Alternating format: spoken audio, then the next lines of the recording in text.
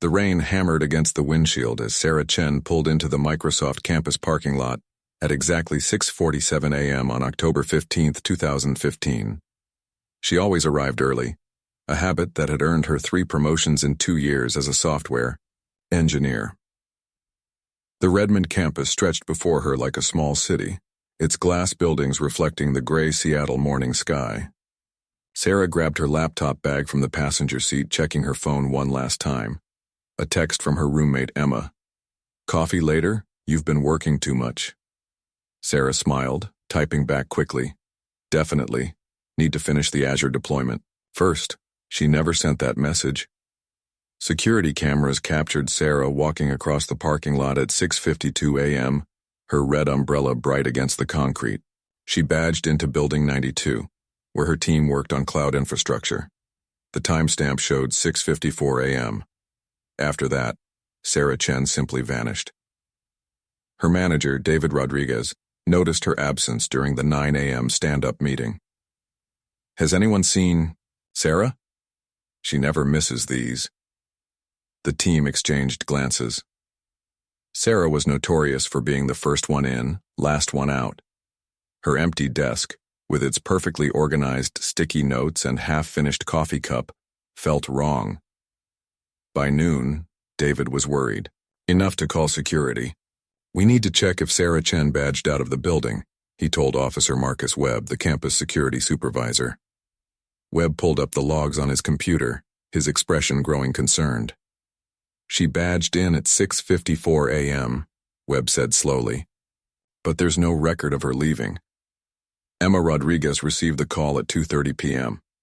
"This is Detective Lisa Morrison with Redmond Police.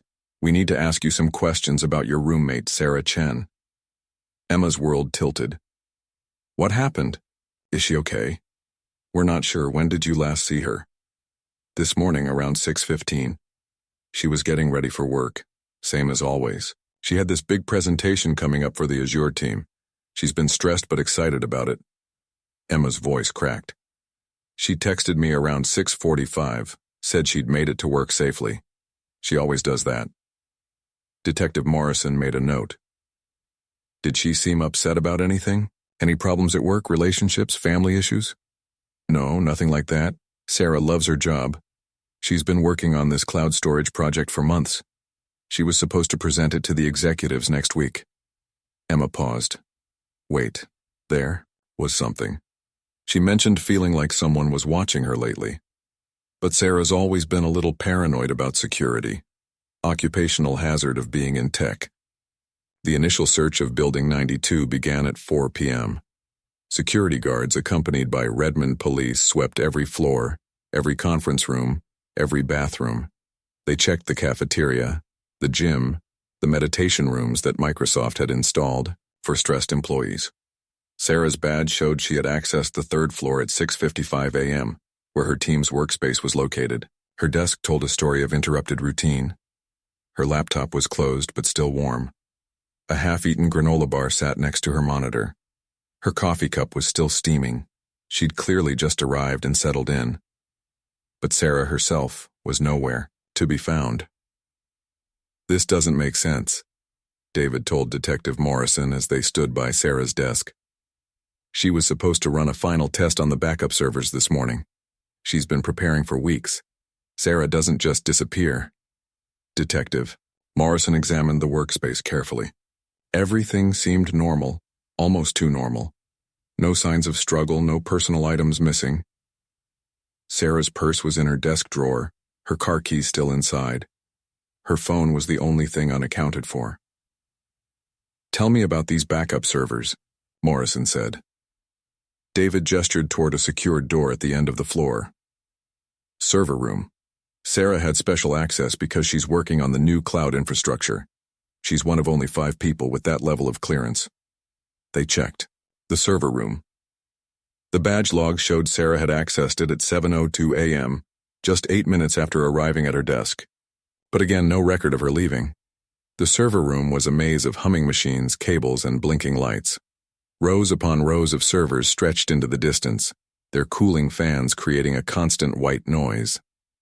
Detective Morrison felt overwhelmed by the technology, But she noticed something odd.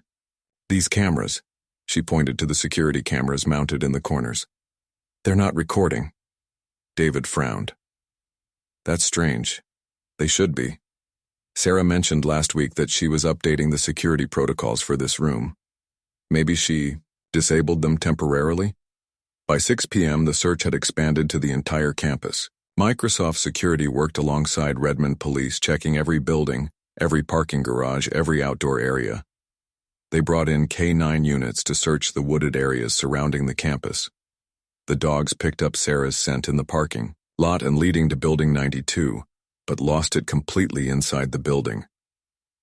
Emma arrived at the campus as the sun was setting, casting long shadows across the parking lot where Sarah had last been seen. She stood next to Sarah's Honda Civic, still parked in spot B47, and tried to understand how someone could simply vanish from one of the most secure corporate campuses in the world. She was excited about today, Emma told Detective Morrison. She kept talking about how this project could change everything, how it would revolutionize data storage. She said she was going to be remembered for this work. Detective Morrison looked at the building where Sarah had disappeared. Microsoft's campus was like a small city, with thousands of employees, multiple buildings, and state-of-the-art security. Yet somehow a brilliant young engineer had walked in and never walked out. We'll find her, Morrison promised, though she wasn't sure she believed it herself. As night fell over Redmond, the search continued under floodlights.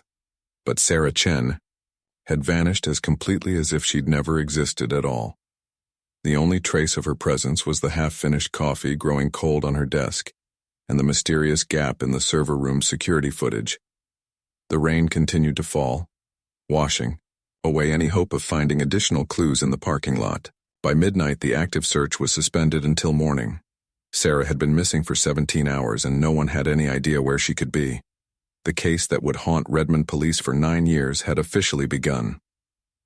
The first 48 hours of Sarah Chen's disappearance unfolded like a nightmare in slow motion. Detective Lisa Morrison had worked missing persons cases before, but nothing quite like this. People didn't just vanish from secure corporate campuses in broad daylight, especially not brilliant software engineers with everything to live for. The Microsoft campus buzzed with an energy Morrison had never experienced. Employees gathered in small groups, whispering about their missing colleague. The company's security team, led by Chief Security Officer James Patterson, worked around the clock with local police. Patterson was a former FBI agent who joined Microsoft specifically to handle high-profile security issues. In 20 years of law enforcement, I've never seen anything like this, Patterson told Morrison as they reviewed security footage in the main security office. We have cameras everywhere, badge access logs, even thermal sensors in some areas. Sarah Chen walked into this building and simply disappeared. The security footage painted a frustrating picture. Sarah's red umbrella was clearly visible as she crossed the parking lot. The timestamp showed 6:52 a.m., and she moved with purpose, checking her phone as she walked. She badged into Building 92 at 6:54 a.m., the camera capturing her profile as she swiped her card. Here's where it gets strange, Patterson said, advancing the footage. She goes to her desk, settles in, then heads to the server room at 7:02 a.m. But watch this. The hallway camera showed Sarah walking toward the server room, her laptop bag over her shoulder. She badged in, the door closed behind her, and then nothing. The camera showed the empty hallway for hours. No one entered or left the server room until the search team arrived that afternoon. What about inside the server room? Morrison asked. Patterson's expression darkened. That's the problem. The internal cameras were disabled. Sarah had been working on updating the security protocols. She had administrative access to the camera system. Morrison studied the footage again. So she could have turned off the cameras herself? Theoretically, yes. But why would she? And more importantly, how did she leave the room without the hallway? Camera catching her? The search of the server room had been thorough. It was a large space filled with rows of servers, but there were no hiding places, no alternate exits. The room had one door, and it was monitored by the hallway camera that never showed Sarah leaving. Emma Rodriguez hadn't slept since receiving the call about Sarah's disappearance. She sat in the Redmond police station, answering the same questions, over and over, trying to think of anything that might help find her roommate. "Tell me about Sarah's state of mind lately," Detective Morrison said gently. "You mentioned she felt like someone was watching her." Emma wrapped her hands around a cup of coffee that had long since gone cold. "It started about 3 weeks ago. Sarah said she kept seeing the same car in different places. Near our apartment, in the Microsoft parking lot at the grocery store, a dark blue sedan. She even took a picture of the license plate, but when she tried to report it, the police said it wasn't enough for stalking charges." Morrison made a note. "Do you still have that picture?"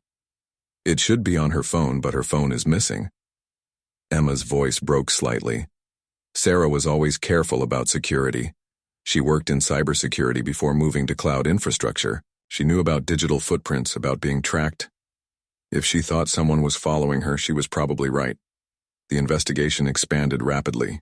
Microsoft's corporate security team provided access to all of Sarah's work files, email communications, and project details. What they found painted a picture of a dedicated employee working on cutting-edge technology that could be worth millions to the right buyer. Sarah's project involved developing a new type of data backup system that could store information across multiple cloud servers simultaneously, making it virtually impossible to lose data even in catastrophic failures. The technology was revolutionary, and several companies had already expressed interest in licensing it. "Corporate espionage?" Morrison asked Patterson during their third meeting. "It's possible. Sarah had access to some of our most sensitive projects. If someone wanted to steal her work, kidnapping her would be one way to do it." Patterson pulled up Sarah's access logs. "Look at this. In the weeks before her disappearance, she was working longer hours, accessing the servers at odd times. Sometimes she was here until 2 or 3 a.m. Morrison studied the logs. Was that normal for her? According to her manager, yes. Sarah was known for her dedication. But look at this pattern. Patterson highlighted several entries. She was accessing backup servers that weren't part of her current project, servers that store archived data from years past. The revelation sent a chill through Morrison. What kind of archived data? Everything. Employee records, project files, security footage, email backups. If someone wanted to hide something in our system, those old backup servers would be the perfect place. David Rodriguez, Sarah's manager, provided more insight into her recent behavior. Sarah had been asking questions about the old server infrastructure, he told Morrison. She wanted to know about data retention policies, how long. We kept backup files, whether anyone ever audited the archived systems. Did you think that was strange? Not really. Sarah was thorough about everything. I assumed she was just being diligent about the new backup system she was developing. David paused. But now that I think about it, she seemed nervous about something. She kept asking about who had access to the old servers, whether there were any security vulnerabilities. The search for Sarah expanded beyond the Microsoft campus. Police checked her apartment, interviewed her friends and family, and traced her financial records. Everything pointed to a woman who had simply vanished without a trace. Her bank accounts hadn't been touched, her credit cards unused. Her social media accounts showed no activity after her last post the night before her disappearance. A photo of her laptop screen showing code with the caption, "Almost ready to change the world." Emma provided police with Sarah's laptop from home, hoping it might contain clues. The forensic analysis revealed something troubling. Sarah had been researching corporate data breaches, specifically cases where employees had discovered illegal activities and subsequently disappeared or died under mysterious circumstances. She was scared, Emma told Morrison after reviewing the laptop findings. Sarah found something at work, something that made her afraid for her safety.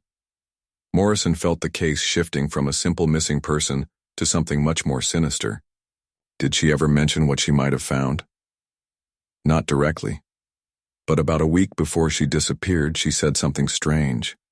She said that sometimes the most dangerous discoveries are the ones you make by accident, and that the truth has a way of hiding in plain sight until someone knows where to look. As the second day of the investigation drew to a close, Morrison stood in the server room where Sarah had last been seen. The humming of the machines created an almost hypnotic atmosphere, and she tried to imagine what Sarah might have been thinking in her final moments in this room. Had she discovered something that put her in danger? Had someone been waiting for her? Or had she simply walked out somehow, evading all the cameras and security measures? The answers felt close but remained frustratingly out of reach. Sarah Chen had vanished as completely as if she'd never existed, leaving behind only questions and the growing certainty that her disappearance was connected to something much larger and more dangerous than anyone had initially realized. The investigation was just beginning, but already Morrison knew this case would haunt her for years to come. 3 weeks into the investigation, the Sarah Chen case had consumed Detective Lisa Morrison's life. The Redmond Police Department had never handled a disappearance quite like this one, and the pressure from both Microsoft and the media was intensifying daily. The tech giant's stock had even dipped slightly as rumors circulated about security, breaches, and corporate espionage. Morrison's desk was covered with files, photographs, and timeline charts. She'd interviewed over 50 people, reviewed hundreds of hours of security footage, and followed every lead that seemed even remotely promising. Yet Sarah Chen remained as elusive as a ghost. The breakthrough came from an unexpected source. Sarah's college roommate Jennifer Walsh, who called from San Francisco after seeing the news coverage. "I've been thinking about Sarah nonstop since I heard," Jennifer told Morrison over the phone. "There's something I need to tell you about her past, something that might be relevant." Morrison grabbed a pen. "I'm listening." "In college, Sarah discovered that one of our professors was selling student research to private companies without permission. She spent months gathering evidence, documenting everything. When she finally reported it, the professor was fired, but Sarah received death threats. She had to change dorms, get a new phone number. She was terrified. What happened to the professor?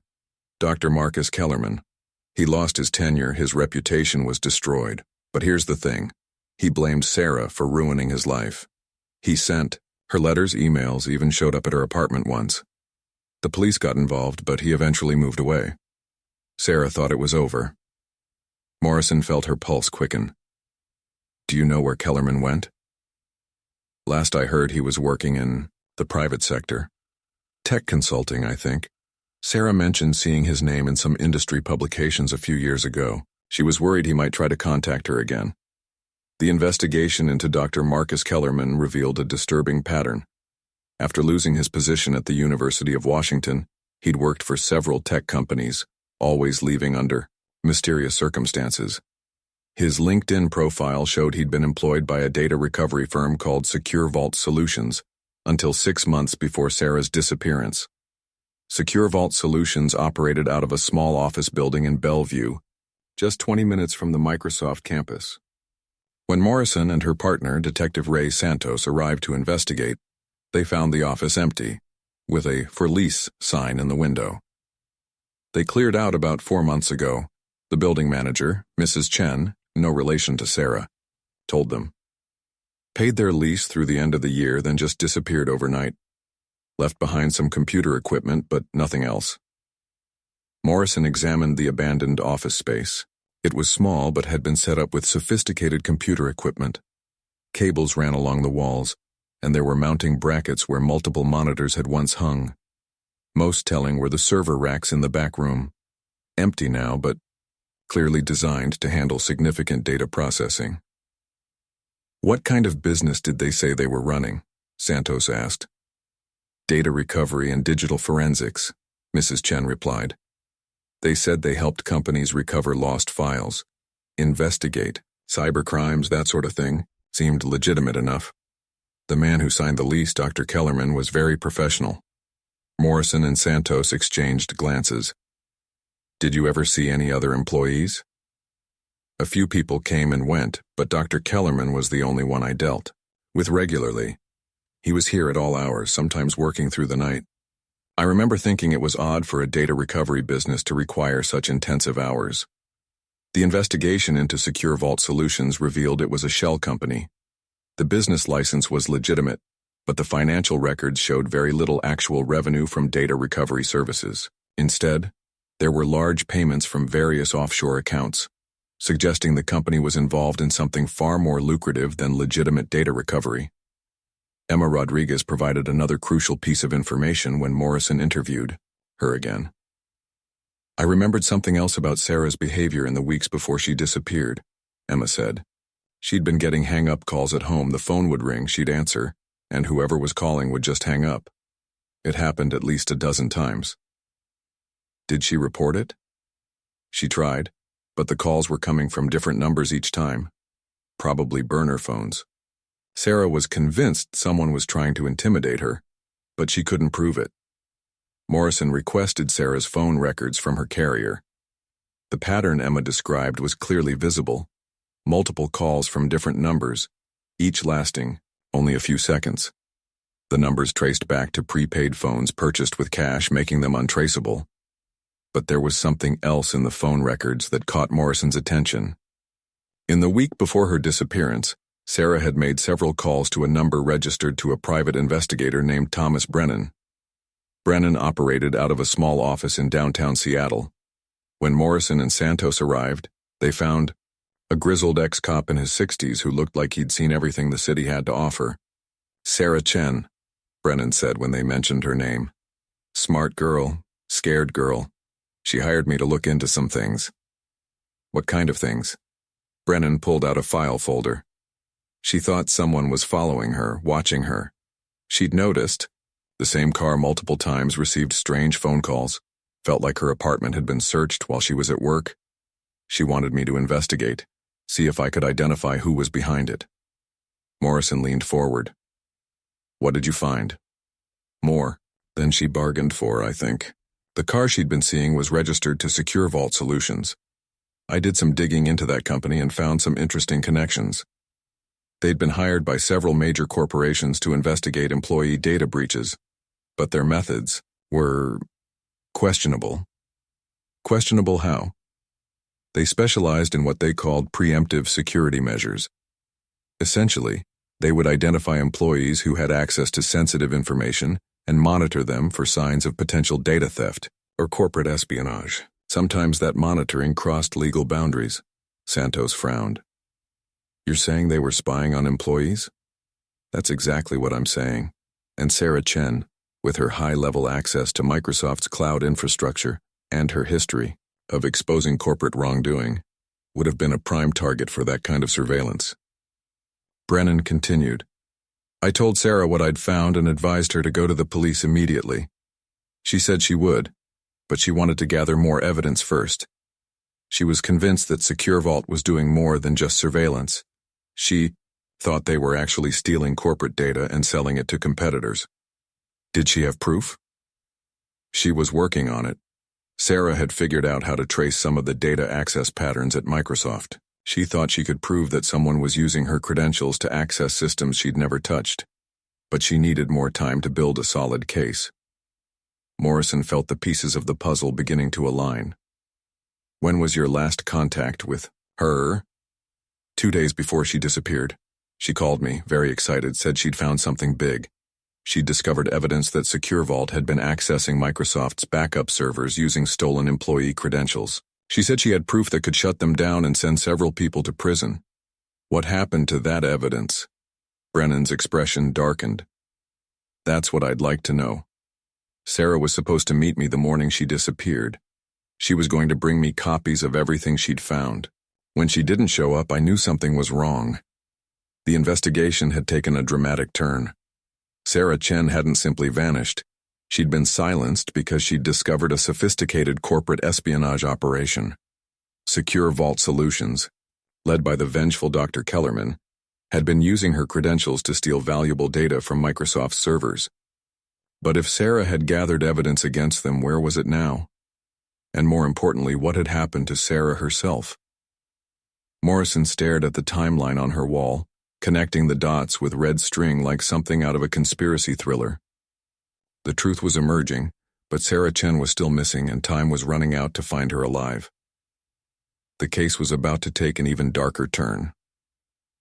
Detective Morrison arrived at the Microsoft campus at dawn, the Seattle skyline shrouded in its characteristic morning mist. The security footage from Building 92 had kept her awake all night, replaying those impossible images of Sarah Chen moving through corridors that had been thoroughly searched 9 years ago. Campus Security Chief David Park met her at the main entrance, his face drawn with exhaustion. "Detective, I've been here since 3 a.m. reviewing every piece of footage we have from 2015. What we found doesn't make sense." They walked through the pristine corridors toward Building 92, their footsteps echoing in the early morning silence. Morrison noticed the subtle changes that 9 years had brought: newer security cameras, updated access panels, modernized lighting systems. "The building Sarah was found in on those backup files," Park continued. "It was under renovation in October 2015. Half the floors were gutted, no electricity in certain sections, and definitely no functioning security cameras, where she appears in the footage." Morrison stopped walking. "What do you mean, no functioning cameras?" Park pulled out his tablet, showing her the renovation timeline. "Look at this. The entire third floor where Sarah appears in the footage, it was completely stripped down. No power, no surveillance, no access cards working. It was basically a construction zone." They entered Building 92, taking the elevator to the third floor. The modern office space buzzed with early morning activity, developers at their computers, the soft hum of servers, the aroma of fresh coffee from the break room. "This is where she appears in the footage," Park said, pointing to a conference room. But in 2015, this was just concrete and exposed wiring. Morrison examined the space carefully. The conference room had floor-to-ceiling windows overlooking the courtyard, state-of-the-art presentation equipment, and comfortable chairs arranged around a polished table. It was impossible to imagine this as a construction zone. "I need to see the original renovation photos," Morrison said.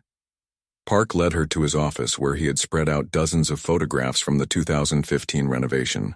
The images showed exactly what he had described: gutted floors, exposed beams, construction equipment, and workers in hard hats.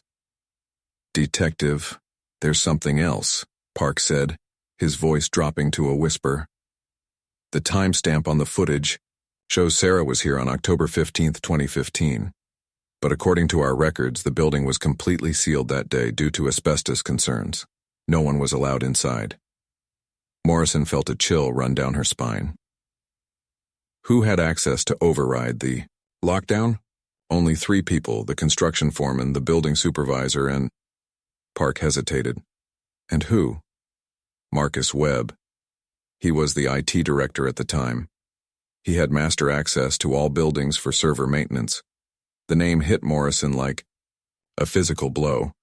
Marcus Webb, the same man who had been so helpful during the original investigation, who had provided alibis and access logs, who had seemed genuinely concerned about Sarah's disappearance. "Where is Webb now?" Morrison asked.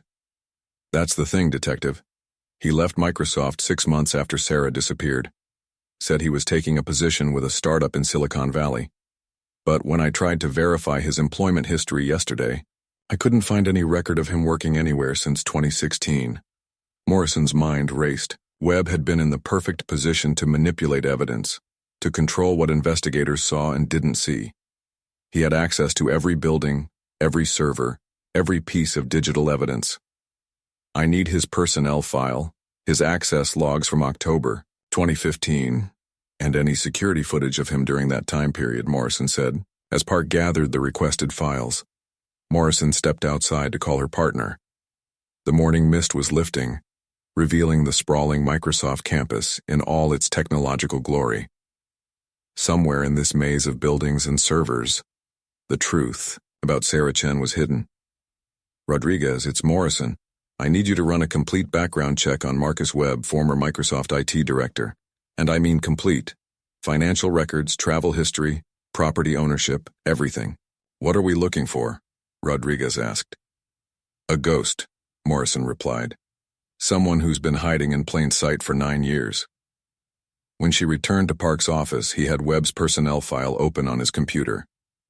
The photo showed a man in his early 40s with thinning brown hair and wire-rimmed glasses, unremarkable in every way except for his eyes, which seemed to hold secrets. His access logs show he was in Building 92 on October 14th, the day before the asbestos lockdown, Park said. He was supposedly performing routine server maintenance. Morrison studied the timeline, Sarah disappeared on October 13th. Webb was in the building on October 14th. The building was sealed on October 15th, the same day Sarah appeared in the impossible footage. What kind of server maintenance was he doing? Morrison asked. Park scrolled through the technical logs. According to this, he was installing new backup systems and transferring old data to secure storage. The work order was signed by... Park's face went pale. By who? By Webb himself. He authorized his own work order. Morrison felt the pieces clicking into place. Webb hadn't just had access to the building. He had created a legitimate reason to be there during the critical time period. He had been moving data, installing systems, and had complete control over what evidence would be preserved and what would disappear. Park, I need you to check something for me. Those backup files where Sarah's footage was found. When were they created? Park's fingers flew across the keyboard. After several minutes, he looked up with confusion. That's impossible. What? The backup files containing Sarah's footage were created on October 14, 2015. But the metadata shows they were last accessed on October 15, 2024, the day before the IT technician found them. Morrison's blood ran cold. Someone had accessed those files just one day before they were discovered. This wasn't a random find during a server upgrade. It was a deliberate revelation timed perfectly. Who accessed them? Morrison demanded. Park's hands trembled as he traced the access logs. The user ID shows Marcus Webb. The room fell, silent except for the hum of computers and the distant sound of Seattle traffic. Marcus Webb, who had vanished from public records 9 years ago, had somehow accessed Microsoft's servers just 2 days ago. Detective, Park whispered. If Webb accessed those files 2 days ago, that means he's still alive, Morrison finished. And he wanted us to find this footage. Morrison's phone buzzed with a text from an unknown number. Building 92, basement level, server room, C7. Come alone. You have 1 hour. MW. The game had changed. Marcus Webb wasn't hiding anymore. He was ready to play. Morrison stared at the text message, her heart pounding. After 9 years of silence, Marcus Webb was reaching out. But why now? And why? Reveal himself through the very footage that implicated him. Detective, you can't seriously be considering going alone, Park said, reading the message over her shoulder. Morrison was already heading for the door. Call Rodriguez, tell him to position units around the building but keep them back. If Webb sees police, he'll disappear again. What if it's a trap? Morrison paused at the elevator. Then it's a trap. I have to walk in too. Sarah Chen deserves the truth. The elevator descended to the basement level, each floor marking her deeper descent into what felt like the heart of a 9-year-old mystery. The basement of Building 92 was a maze of server, rooms, storage areas, and mechanical equipment. The hidden infrastructure that kept Microsoft's digital empire running. Server room C7 was located at the far end of a long corridor lined with humming machines. The air was cool and dry, filled with the constant white noise of cooling systems and spinning hard drives. Morrison checked her weapon and pushed open the door. The room was dimly lit by the glow of server racks and status lights. Between the towering machines, she could see a figure sitting at a workstation. A man with thinning brown hair and wire-rimmed glasses, exactly as he appeared in his 9-year-old personnel photo. Hello, Detective Morrison, Marcus Webb said, without turning around. Thank you for coming. Morrison kept her hand near her weapon. Marcus Webb, you're under arrest for obstruction of justice and tampering with evidence in the disappearance of Sarah Chen. Webb finally turned to face her, and Morrison was struck by how much he had aged. His hair was now completely gray, his face lined with what looked like years of sleepless nights and guilt. I'm not going to run, Detective. I've been waiting 9 years for this conversation. Where is Sarah Chen? Morrison demanded. Webb's eyes filled with tears. That's complicated. Uncomplicated. Webb stood slowly, his hands visible and empty. Sarah discovered something she wasn't supposed to discover. A program I was running, using Microsoft servers to do things that weren't legal. Morrison stepped closer. What kind of program? Identity theft, financial fraud, data mining for criminal organizations. I was using my access to steal personal information from millions of users and selling it on the dark web. Sarah was working late one night in October 2015 when she stumbled across some files she shouldn't have seen. The confession hung in the air between them. Morrison had suspected corporate espionage, but this was worse. A systematic violation of trust that had affected millions of innocent people. So you killed her to keep her quiet? Webb's face crumpled. No. God, no. I would never. Sarah was a good person. She didn't deserve what happened to her. Then what happened? Webb walked to one of the server racks and placed his hand on it, as if drawing strength from the machines that had been his life's work. When Sarah confronted me about the files, I panicked. I told her I would stop, that I would delete everything and turn myself in. But she said it was too late, that she had already copied the evidence and was going to the FBI the next morning. Morrison felt the pieces of the puzzle shifting. So you stopped her? I tried to reason with her. I begged her to give me 24 hours, to clean up the mess, to minimize the damage. She agreed to meet me in Building 92 the next evening to discuss terms. October 14th. Yes. But when she arrived, she wasn't alone. Morrison's blood chilled. Who was with her? Webb's voice dropped to a whisper. Viktor Kozlov. He was my contact in the Russian organization I was selling data to.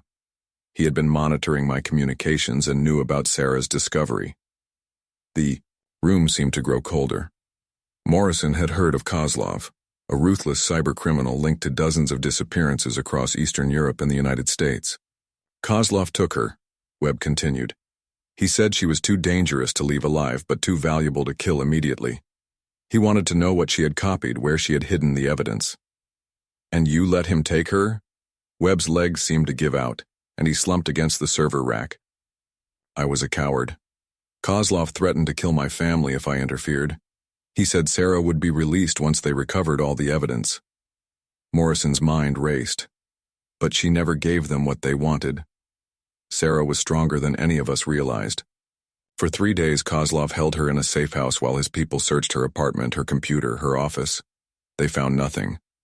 Because she had hidden it well. Too well. On October 15th, Kozlov brought her back to Building 92.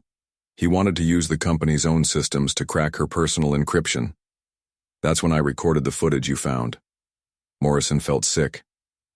You filmed her being tortured? I filmed everything as insurance in case Kozlov decided to eliminate me too. I hid the footage in the backup systems, encrypted and buried so deep that only a complete server replacement would uncover it. Where is she now, Webb? Webb was sobbing now, years of guilt and fear pouring out. Kozlov killed her that night when she still wouldn't give up the encryption keys. He made me watch, said it was a lesson about the cost of betrayal. Where is her body? I don't know. Kozlov's people took her away. I never saw her again. Morrison felt a mixture of rage and pity. This broken man had been living with the knowledge of Sarah's murder for 9 years, too afraid to come forward, too guilty to forget. Why reveal this now? Morrison asked. Webb wiped his eyes and looked directly at her. Because Kozlov is dead. He was killed in a police raid in Prague 6 months ago. For the first time in 9 years, I'm not afraid of him anymore. And Sarah's evidence? Webb reached into his pocket slowly, producing a small USB drive. I found it. After all these years, I finally cracked her encryption. Everything is here, my crimes, Kozlov's network, the names of everyone involved. Morrison took the drive, feeling its weight. Such a small object to contain so much pain and truth. There's something else, Webb said. Sarah wasn't Kozlov's only victim. The drive contains evidence of at least 12 other disappearances across the country. All people who discovered pieces of our operation. Morrison's phone buzzed with another text. Parking garage, level B3. Sarah's car is still there. MW. She looked at Webb in confusion. You just sent me this? Webb shook his head, his face going pale. That's not from me. The lights in the server room suddenly went out, plunging them into darkness except for the glow of status lights. In the distance, Morrison could hear the sound of footsteps echoing through the basement corridors. "Detective," Webb whispered. "Kozlov may be dead, but his organization isn't." The emergency lighting kicked in, casting eerie red shadows across the server room. Morrison drew her weapon and grabbed Webb's arm. "Is there another way out of here?" Webb's face was white with terror. "The maintenance tunnel behind Rack 7 leads to the parking garage. But Detective, if they're here, it means they've been watching us."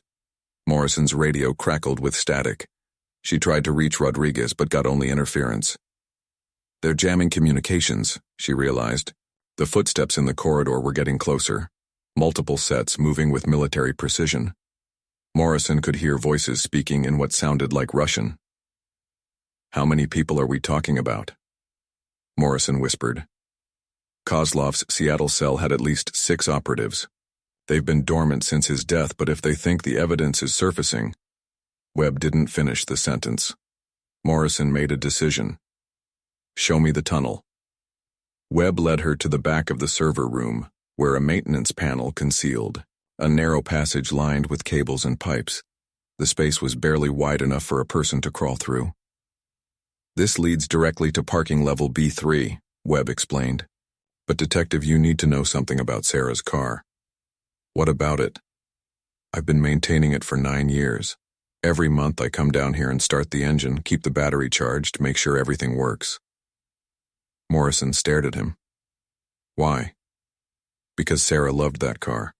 It was a 2014 Honda Civic, bright blue with a dent in the rear bumper from where she backed into a pole on her first day at Microsoft. She used to joke that it was her good luck charm."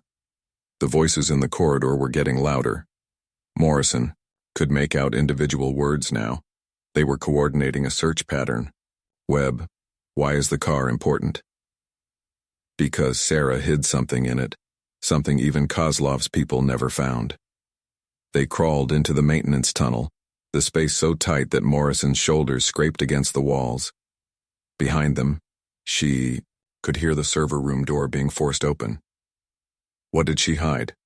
Morrison asked as they crawled through the darkness. "I don't know. But 2 weeks after she disappeared, I was checking her car and found that she had removed one of the door panels. There was fresh tool marks like she had been working on it the night before she vanished." They emerged from the tunnel into the parking garage's lowest level. The space was dimly lit and filled with the cars of Microsoft employees who preferred the security of underground parking. Sarah's blue Honda Civic sat in space B47, exactly where it had been parked 9 years ago. Morrison approached the car cautiously. It looked almost new. Webb had clearly been taking excellent care of it. The interior was clean, the seats still holding the faint scent of Sarah's perfume. "Show me the door panel," Morrison said. Webb opened the driver's side door and pointed to the interior panel. "Here, you can see where she used a screwdriver to remove the screws." Morrison examined the panel closely. The screws had indeed been recently disturbed, and there were small scratches around the edges where tools had been used. "Help me remove it," she said. Working together, they carefully removed the door panel. Behind it, nestled among the wiring and mechanical components, was a small waterproof bag. Morrison's hands trembled as she opened the bag. Inside was a second USB drive and a handwritten note in Sarah's neat handwriting. "If you're reading this, something has happened to me. The drive contains everything, not just Marcus's crimes, but evidence of a much larger network.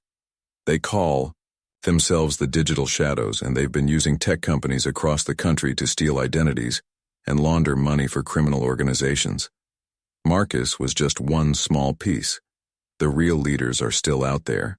Trust no one in law enforcement until you verify they're clean. Some of them are compromised." Sarah Chen Morrison felt a chill that had nothing to do with the underground garage's temperature. Sarah had known she was in danger and had prepared for the worst. "Webb, did you know about this larger network?" Webb shook his head. "Kozlov never told me details. I thought I was working with a small group of hackers, not an international criminal organization." Morrison's phone suddenly buzzed with a text from Rodriguez. "Morrison, where are you? Building is surrounded by federal agents. They say you're interfering with a national security investigation. Federal agents? Morrison showed Webb the message. Webb's face went ashen. Detective, Sarah's note said some law enforcement officials are compromised. What if these aren't real federal agents? Morrison tried calling Rodriguez directly, but the call went straight to voicemail. She tried the precinct but got a busy signal. We need to get out of here, she said, pocketing both USB drives. They moved toward the garage exit, but Morrison could hear vehicles approaching from the street level. Multiple cars moving fast with the distinctive sound of government-issued engines. There. Webb pointed to a service elevator. It goes directly to the street level on the opposite side of the building. As they waited for the elevator, Morrison heard the unmistakable sound of the main garage entrance being sealed. Heavy footsteps echoed from the upper levels as teams of people began a systematic search. The elevator arrived and they stepped inside. As the doors closed, Morrison caught a glimpse of men in tactical gear spreading out across the parking garage. Webb, I need you to tell me everything you know about the Digital Shadows. I only knew my piece of it. I was recruited through encrypted messages on the dark web. They promised easy money for someone with my access level. I never met anyone, face-to-face except Kozlov. The elevator reached street level, and they emerged into the Seattle morning. The Microsoft campus looked normal from this side. Employees arriving for work, security guards at their posts, the usual bustle of a major tech company. But Morrison could see black SUVs positioned around Building 92, and men in suits speaking into earpieces.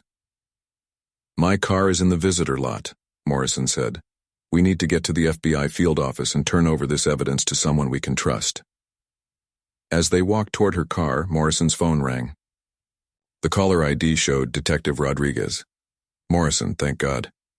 Where are you? Rodriguez, are you secure? What do you mean? Morrison, there are federal agents here asking about you and some evidence related to a national security case. They say you've been compromised. Morrison felt the world spinning. Either Rodriguez was compromised or the federal agents were fake, or both. Sarah's warning echoed in her mind. Trust no one in law enforcement until you verify they're clean. Rodriguez, I need you to do something for me. Look up the case file for Sarah Chen, missing person from 2015. Tell me who was the lead federal liaison on the case. There was a pause. Morrison, there's no federal liaison listed. This was handled entirely by Seattle PD. Morrison's blood ran cold. If there had been no federal involvement in the original case, why were federal agents here? Now? Rodriguez, get out of that building. Now. Meet me at Pike Place Market in 1 hour. Morrison, what's going on? I'll explain everything when I see you, but Rodriguez, come alone and make sure you're not followed. Morrison ended the call and looked at Webb.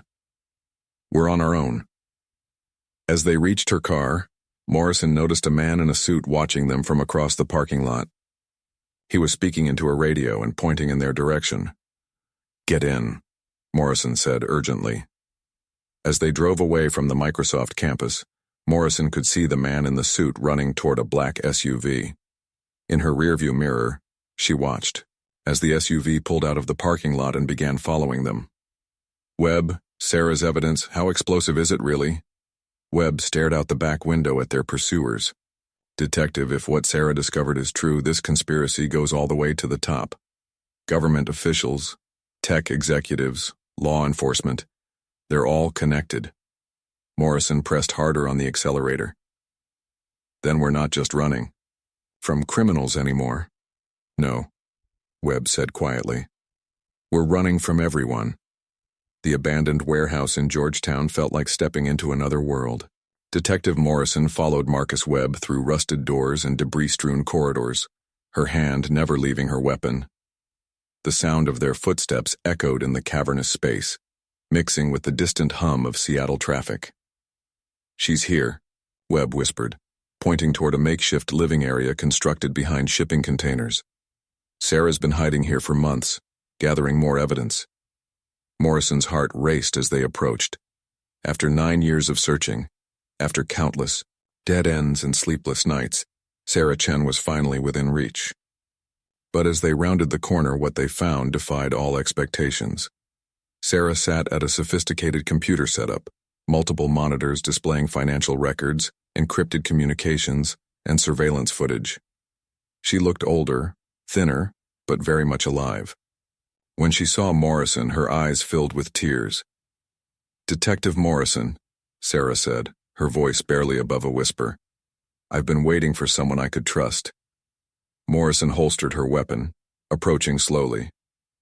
"Sarah, the whole world thinks you're dead. Your family, your friends, they've been mourning you for 9 years." "I know," Sarah replied, wiping her eyes. "But if I had surfaced earlier, I would be dead. The people behind this conspiracy, they have resources, connections, power beyond imagination." Webb positioned himself as a lookout while Sarah began explaining. "That morning in 2015, I wasn't just going to work.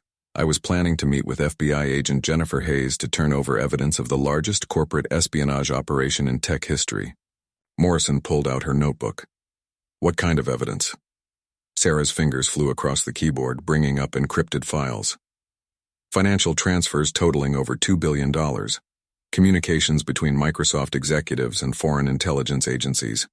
Plans to steal and sell classified government contracts that Microsoft was developing." The scope was staggering. Morrison studied the documents, recognizing names of prominent politicians and business leaders. "How did you discover this?" "By accident," Sarah said. "I was working late debugging a security protocol when I stumbled across hidden partitions in our server system. Someone had created a parallel network within Microsoft's infrastructure, invisible to normal security scans." Sarah pulled up surveillance footage from 2015. "Watch this. The morning I disappeared, I had copied everything onto encrypted drives, but they knew. Someone had been monitoring my access logs." The footage showed Sarah entering the Microsoft campus at 6:47 a.m., carrying a small backpack. But then, at 7:23 a.m., 3 men in suits entered the building through a service entrance. Men who didn't appear on any employee roster. "Corporate security?" Morrison asked. "No." Sarah shook her head. "Private contractors. The same ones who've been hunting me for 9 years. Webb suddenly tensed at his lookout position. "We've got company. 3 black SUVs just pulled up outside."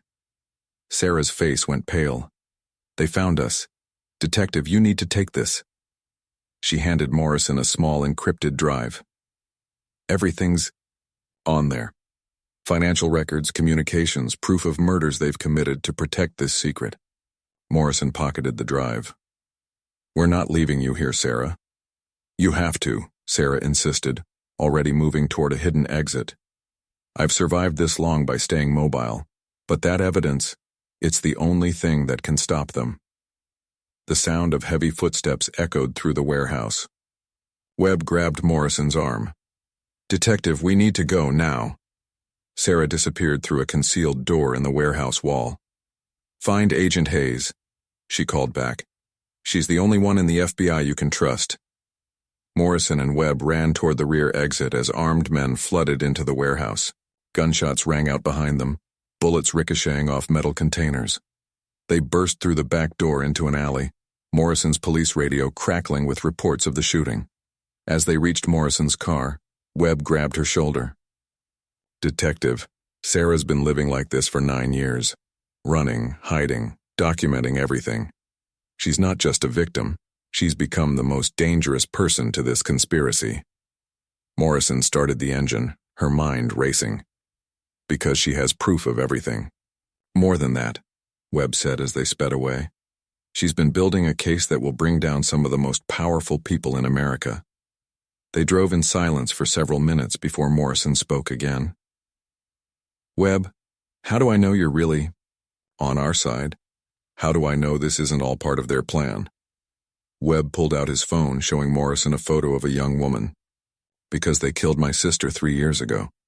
She was a journalist investigating tech company corruption. Her death was ruled a suicide, but I know better." Morrison studied the photo. "What was her name?" "Lisa Webb. She worked for the Seattle Times. Started asking questions about Microsoft's government contracts, about unusual financial activities. 2 weeks later, she was found dead in her apartment. The pieces were falling into place, but Morrison realized they were in more danger than ever. The conspiracy wasn't just about corporate espionage. It was about silencing anyone who got too close to the truth. Her phone buzzed with a text from an unknown number. "Stop digging or join Sarah permanently. This is your only warning." Morrison showed the message to Webb. "They know exactly where we are." "Then we need to find Agent Hayes fast," Webb replied. "Because Sarah Chen isn't the only one whose life depends on exposing this conspiracy." As they drove toward downtown, Seattle, Morrison couldn't shake the feeling that they were being watched. The Sarah Chen case had evolved from a missing person investigation into something far more dangerous. A race against time to expose a conspiracy that reached the highest levels of power. FBI agent Jennifer Hayes agreed to meet them at Pikey Place Market, the bustling crowd providing cover from surveillance. Morrison spotted her immediately, a woman in her 50s with sharp eyes and the bearing of someone who'd seen too much corruption in her career. "Detective Morrison," Hayes said, shaking hands firmly. "Marcus told me you have something that could change everything." Morrison handed over the encrypted drive Sarah had given her. 9 years of evidence, financial records, communications, proof of murders, all connected to a conspiracy operating within Microsoft. Hayes examined the drive carefully. "I've been waiting for this moment since 2015. Sarah Chen was supposed to meet with me the morning she disappeared. When she never showed up, I knew they had gotten to her." They found a quiet corner near the fish market, the sounds of vendors and tourists masking their conversation. Hayes connected the drive to a secure laptop, her expression growing darker as she reviewed the files. "This is worse than I imagined," Hayes said. "Look at these financial transfers. $2 billion moved through shell companies, all connected to foreign intelligence agencies." Morrison leaned closer to the screen. "How high does this go?" "Senator Patricia Blackwood, Congressman James Morrison, no relation, I assume, and at least 6 Microsoft executives. They've been selling classified government contracts to the highest bidder." Webb pointed to a series of communications. "And anyone who got too close ended up dead. My sister, 3 other journalists, 2 whistleblowers from other tech companies." Hayes nodded grimly. "The pattern is clear. They identify threats, neutralize them, and cover it up. Sarah Chen was supposed to be victim number 7, but she was smarter than they anticipated." Morrison's phone rang, an unknown number. Hayes gestured for her to answer while recording the call. "Detective Morrison," a cold voice said, "you have something that belongs to us." "Who is this?" "Someone who's been very patient. But patience has limits. Return what you took from the warehouse, and we might let you live." Morrison looked at Hayes, who nodded encouragingly. "I don't know what you're talking about." "The drive, Detective. Sarah Chen's insurance policy. We know Agent Hayes is with you. We know exactly where you are." Morrison's blood ran cold as she scanned the crowded market. "What do you want?" "Meet us at the Space Needle observation deck in 1 hour. Come alone, bring the drive, and this ends peacefully." The line went dead. Hayes was already packing up her laptop. "It's a trap, obviously, but it's also an opportunity." "How do you figure that?" Morrison asked. "Because they're desperate enough to expose themselves. That means Sarah's evidence is even more damaging than we thought."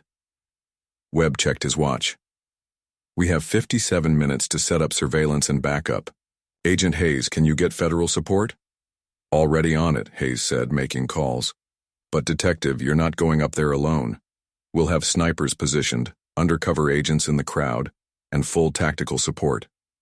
As they walked toward the Space Needle, Morrison felt the weight of 9 years of investigation culminating in this moment. Sarah Chen had sacrificed everything to gather this evidence, living in shadows and constant fear to expose a conspiracy that threatened national security. "Agent Hayes," Morrison said, "what happens to Sarah after this? She can't keep running forever. If we can arrest the key players today, she can finally come home. Witness protection, new identity if necessary, but she'll be safe." They reached the base of the Space Needle, the iconic Seattle landmark towering above them. Hayes positioned her team while Morrison prepared for what could be her final confrontation with the people who had destroyed so many lives. "Detective," Webb said, "whatever happens up there, remember that Sarah Chen trusted you with the truth. Don't let her sacrifice be in vain."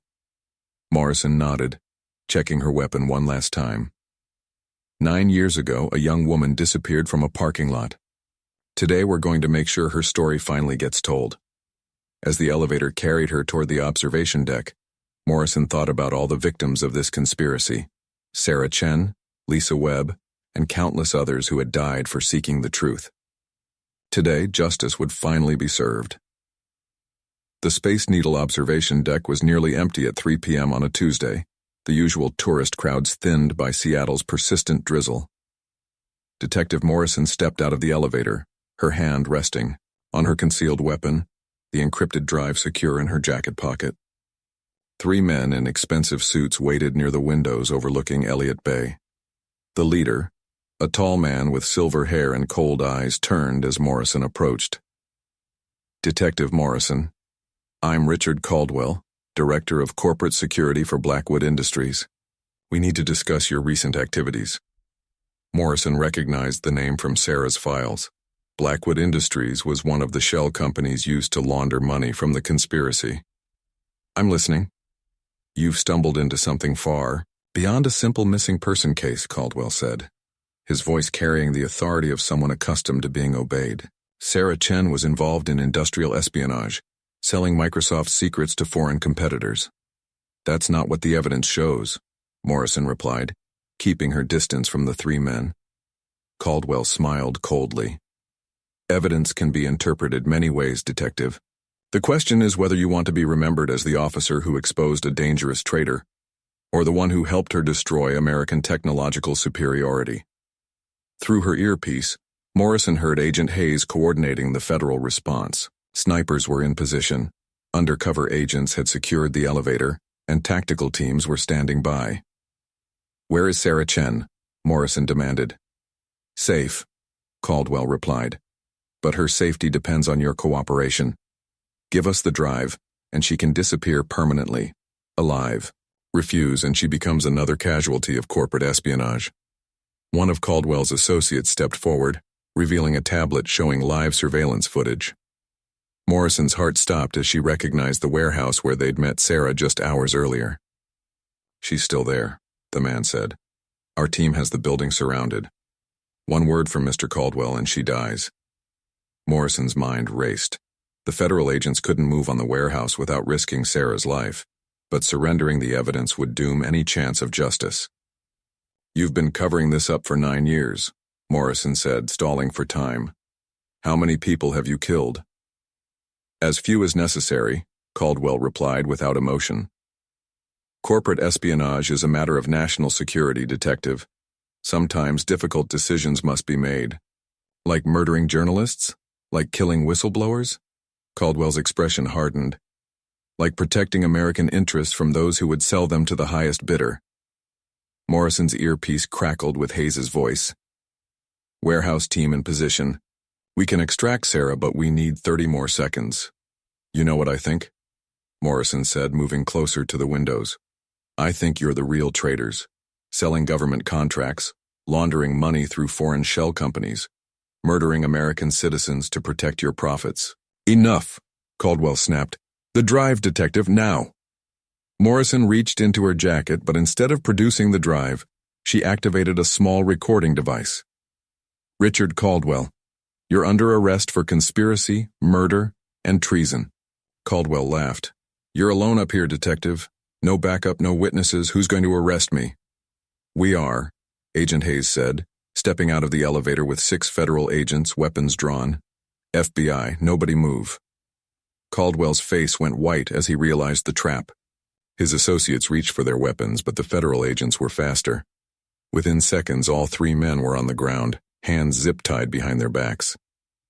"Sarah Chen is secure," Hayes reported through her radio. "Warehouse team has her in protective custody." Morrison pulled out the encrypted drive, holding it up for Caldwell to see. 9 years of evidence, Richard. Financial records, communications, proof of every murder you ordered. Sarah Chen documented everything. As federal agents led the conspirators away, Morrison looked out over Seattle's skyline. The city where Sarah Chen had disappeared 9 years ago was finally going to see justice served. "Detective," Hayes said, joining her at the windows. "Sarah wants to see you. She's been asking about her family, about whether they'll forgive her for staying hidden so long."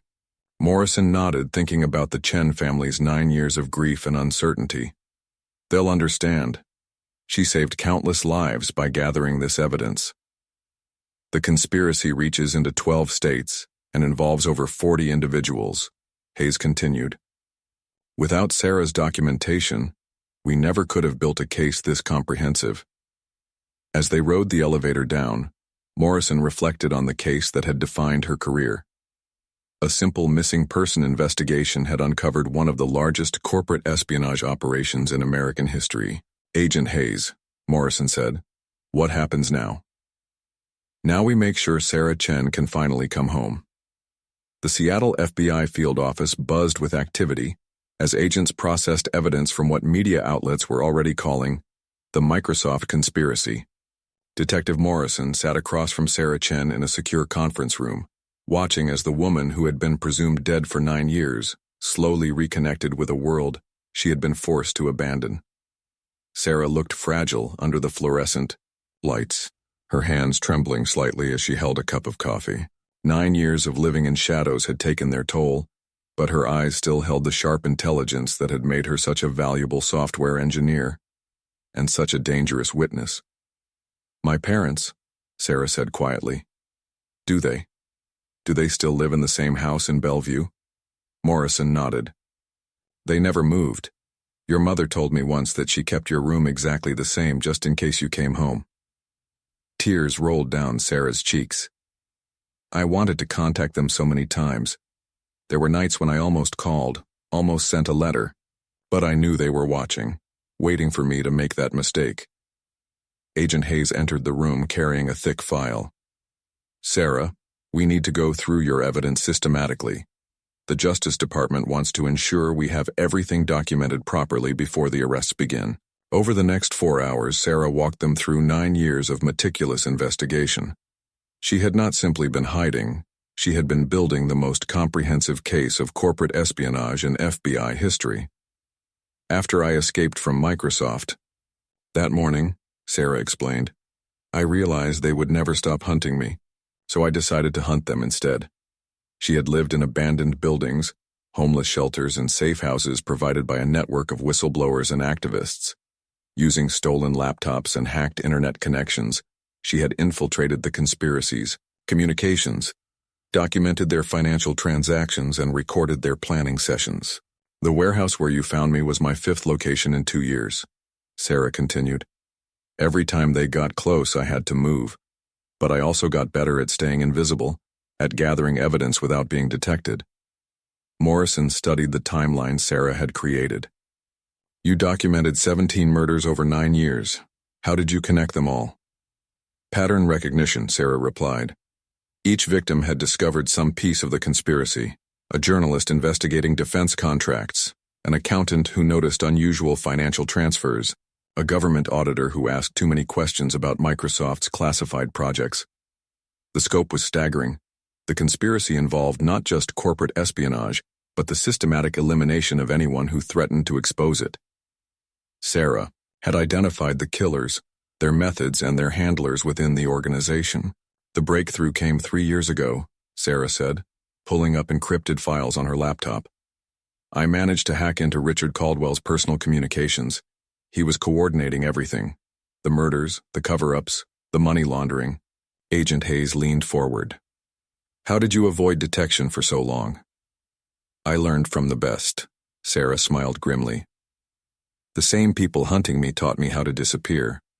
I studied their methods, their technology, their weaknesses.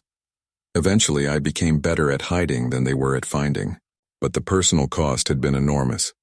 Sarah had missed her father's heart surgery, her grandmother's funeral, and countless family celebrations. She had watched from afar as her parents aged and grieved, unable to comfort them or explain her absence. "The hardest part," Sarah said, "was seeing the missing person reports, the search efforts, the vigils.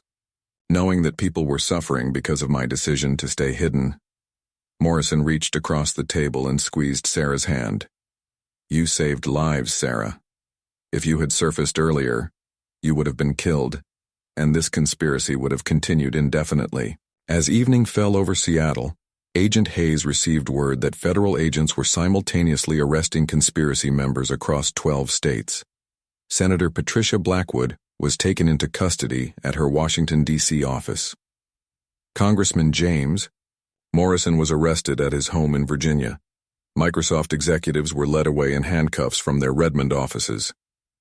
43 arrests so far, Hayes reported, and we're just getting started. Sarah watched the news coverage on the conference room television, seeing her own photograph displayed alongside headlines about the massive conspiracy. After 9 years of invisibility, she was suddenly the most famous missing person in America. Detective Morrison, Sarah said, I need to ask you something. When you first took my case, did you believe I was still alive? Morrison considered the question carefully. Honestly, for the first few years I hoped you were alive but feared you were dead. But something about your disappearance never felt right. There were too many inconsistencies, too many unanswered questions. What kept you investigating? Your family, Morrison replied. Your mother called me every month for 9 years. She never gave up hope, never stopped believing you would come home. I couldn't give up either. Sarah nodded, understanding the weight of that dedication. And Marcus Webb? How did he become involved? His sister's death was connected to your case, Morrison explained. When Lisa Webb started investigating Microsoft's government contracts, she was getting close to the same conspiracy you had uncovered. They killed her to protect their secret. The revelation hit Sarah hard. Another innocent person died because of what I discovered. No, Morrison said firmly. Another innocent person died because of what they were doing. You didn't create this conspiracy, Sarah. You exposed it. As the night wore on, Sarah began the difficult process of preparing to reunite with her family. Agent Hayes had arranged for a secure location where she could meet her parents, away from the media circus that was already forming outside the FBI building. Are you ready for this? Morrison asked as they prepared to leave. Sarah took a deep breath. I've been ready. For 9 years. I just hope they can forgive me for staying away so long. They will, Morrison assured her. Love doesn't disappear even after 9 years of uncertainty. The drive to the safe house took them through familiar Seattle neighborhoods, past the Microsoft campus where Sarah's ordeal had begun, past the warehouse where she had finally been found. As they pulled into the driveway of a modest house in a quiet suburb, Sarah saw her parents waiting on the porch. Her mother, now gray-haired, and wearing the same worried expression she had carried for 9 years, stepped forward hesitantly. Her father, thinner and more frail than Sarah remembered, stood beside her with tears in his eyes. Mom, Sarah whispered, stepping out of the car. Dad, I'm so sorry. The reunion was everything Morrison had hoped it would be. Tears, embraces, and the kind of joy that comes from impossible dreams finally coming true. As Sarah fell into her parents' arms, Morrison felt a satisfaction deeper than any she had experienced in her 20-year career. The Sarah Chen case was officially closed, but its impact would be felt for years to come. 6 months later, Detective Morrison stood in the federal courthouse in downtown Seattle, watching as the last of the conspiracy defendants received their sentences. Richard Caldwell had been convicted of 17 counts of murder and sentenced to life without parole. Senator Blackwood received 40 years for treason and conspiracy. The Microsoft executives involved faced decades in federal prison. Sarah Chen sat in the witness gallery, having testified in every trial. Her 9 years of evidence had proven unshakable in court, her documentation so thorough that defense attorneys had little room to maneuver. The conspiracy that had seemed untouchable for nearly a decade crumbled under the weight of her meticulous investigation. Justice served, Agent Hayes said, joining Morrison outside the courthouse. 43 convictions, billions in recovered assets, and a complete overhaul of government contract security protocols. Morrison nodded, but her satisfaction was tempered by the human cost. 17 people died before we could stop them. 17 families destroyed by greed and corruption. But how many lives were saved by Sarah's courage? Hayes countered. The conspiracy was expanding, Detective. If she hadn't gathered that evidence, if you hadn't kept investigating, they would have continued killing indefinitely. Sarah approached them, looking healthier and more confident than she had 6 months earlier. The haunted expression was gone, replaced by something resembling peace. She had cut her hair, gained weight, and was slowly rebuilding her life. Detective Morrison, Sarah said, I wanted to thank you one more time before I leave Seattle. Where are you going? Morrison asked. San Francisco. I've accepted a position with a cybersecurity firm that specializes in protecting whistleblowers. Turns out my experience hiding from corporate assassins has some practical applications. Morrison smiled. That sounds perfect for you. I'm also starting a foundation, Sarah continued. The Lisa Webb Memorial Fund for Investigative Journalism. We're going to support reporters who investigate corporate corruption and provide security for those who face threats. The mention of Marcus Webb's sister brought back memories of the case's early days. Webb had testified in several trials, his sister's murder finally receiving the justice it deserved. He had since returned to his work as a private investigator, specializing in cases involving missing persons and corporate misconduct. Sarah, Morrison said, I have to ask, do you ever regret staying hidden for so long? Do you wish you had come forward sooner? Sarah considered the question carefully. I regret the pain my family endured. I regret not being there for important moments in their lives. But coming forward sooner would have meant my death and the continuation of the conspiracy. Sometimes the greater good requires personal sacrifice. And now, how are you adjusting to normal life? It's strange, Sarah admitted. For 9 years, every decision was about survival, about gathering evidence, about staying one step ahead of killers. Now I can walk down the street without looking over my shoulder, sleep in the same bed for more than a few weeks, use my real name. Agent Hayes checked her watch. Sarah, your flight leaves in 2 hours. We should get you to the airport. As they walked toward the parking garage, Morrison reflected on the case that had defined her career. The investigation had started with a missing person report and evolved into one of the largest conspiracy prosecutions in American history. But more than that, it had restored her faith in the possibility of justice, even when the odds seemed impossible. Detective, Sarah said as they reached Hayes's car, there's something I want you to have.